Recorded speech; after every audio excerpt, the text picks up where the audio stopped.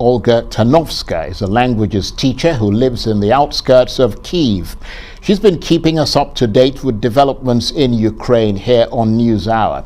I wanted to know her reaction to the allegations of atrocities in Bucha, where she has relatives.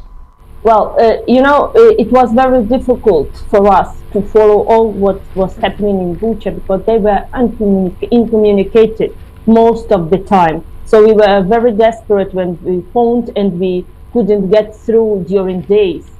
And there is my aunt, it's a very close person, it's my mom's best friend, and I used to call her aunt and her family. So her granddaughter was living in Irpin, and her daughter with two kids, small girls, was living in Bucha. So they managed to escape in the very beginning, like in 2 weeks. But my aunt stayed there. She's actually staying there, and it was very bad moments because she was crying all the time. She was telling that she didn't see the light for a month because she had to sleep and to be with closed windows because she didn't want the Russians to know that there was somebody in. But she wasn't actually a witness to a lot of the killings, because what we're hearing now, and I'm sure you're hearing, is stories of people shot in the back of the head with their hands tied behind their backs. I mean, how did it come to that? How did that happen? She was not a witness, but she transmitted these facts. I couldn't believe this. She was saying that the neighbors was telling her about these facts, but they are not permitted by Russians. They are not permitted to take photos, even to carry mobiles. They when they go out, they don't take mobiles with them because Russians take them out, and it was quite a terrible situation because unless Russians make these films and videos, we can't see them.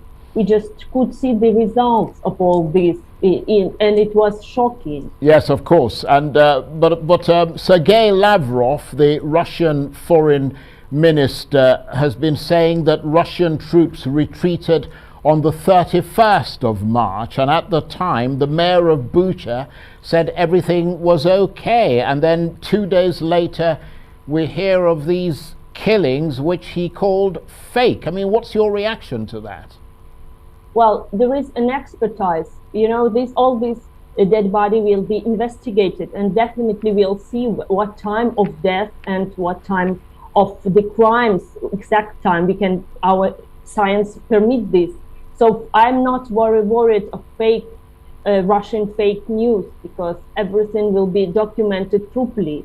So for me, it's terrible. All images are terrible, but it coincides with the information we were getting from people from Bucha.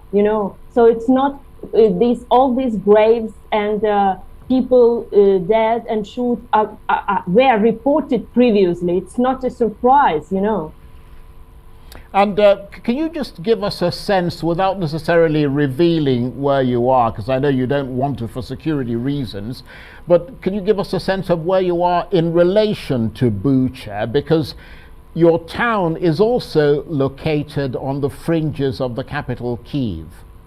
Yes, I'm like 15 kilometers in the straight line, by maybe 25 in a road time to Bucha. But we have similar stories in the villages near my city, so it may be not at such scale like in Bucha, because Bucha is terrible, but we also have people, a lot of men were shot, women were raped, kids and everything. So it's not just Bucha, it's all over Ukraine, unfortunately, but we still have to find, we have to reach there, and we have to find proofs.